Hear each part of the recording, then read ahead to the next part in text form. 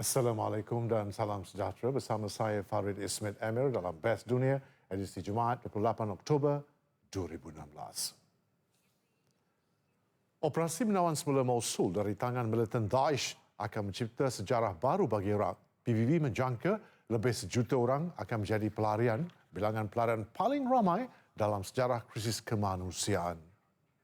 Militan Daesh dilaporkan mengalami kekalahan teruk dalam serangan besar-besaran tentera Iraq serta sekutu di Mosul. Seorang Jeneral Tentera Amerika berkata sekitar 6 kumpulan militan menyusup keluar daripada bandaraya itu apabila tentera Iraq dan sekutu semakin hampir dengan Mosul.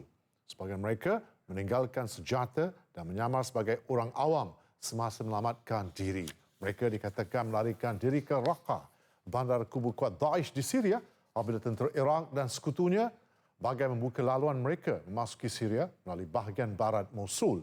Dan sejak operasi menawan semula Mosul bermula, antara 800 hingga 900 militan dilaporkan terbunuh. Susulan serangan di kampung Ha'as yang membunuh 26 orang Rabu lalu. Rusia menolak dakwan jet-jet pejuangnya terlibat dalam serangan ke atas kawasan perumahan dan sebuah sekolah rendah dan menengah di kampung dalam wilayah Idlib. Seorang lelaki ditembak mati selepas menyerang dan mencederakan seorang anggota polis menggunakan pisau di luar kedutaan Amerika Syarikat di Nairobi, ibu negara Kenya. Sedikit perkembangan kempen pilihan raya Presiden Amerika Syarikat. Pesawat yang bawa calon naib Presiden Republican Mike Pence dilaporkan tergelincir dari landasan selepas mendarat dalam hujan di lapangan terbang LaGuardia, New York semalam.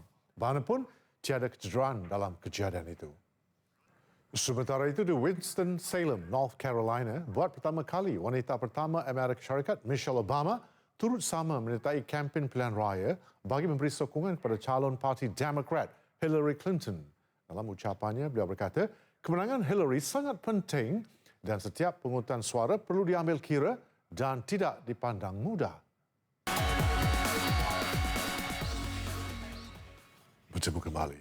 Kaum wanita Rohingya yang beragama Islam di sebuah kampung terpencil di barat laut Myanmar menjadi mangsa perkosaan dan serangan askar-askar Myanmar. Menurut masyarakat Islam Rohingya, perbuatan terkutuk askar-askar Myanmar itu bermula 9 Oktober lalu. Ini kekejaman terburuk mereka sejak menganiaya masyarakat minoriti Rohingya 4 tahun lalu. Berpuluh-puluh penduduk asli Amerika dan aktivis alam sekitar ditahan di Cannonball, North Dakota kerana membantah pembinaan projek saluran paip minyak mentah bernilai $3.8 bilion Amerika.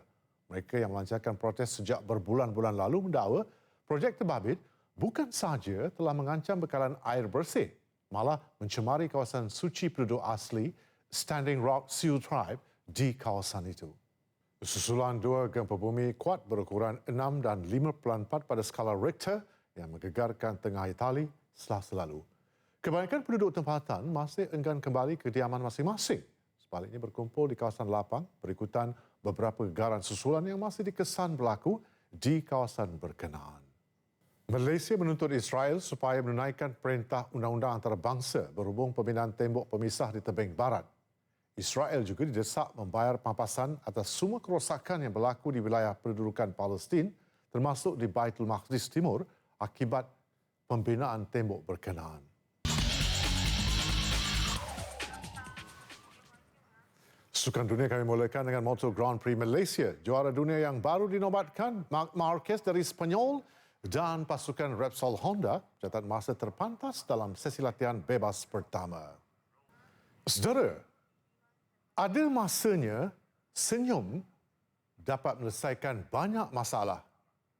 Tetapi, kalau anda diam, anda dapat menghindari lebih banyak masalah. Fikir-fikirkanlah. Assalamualaikum dan kita jumpa lagi.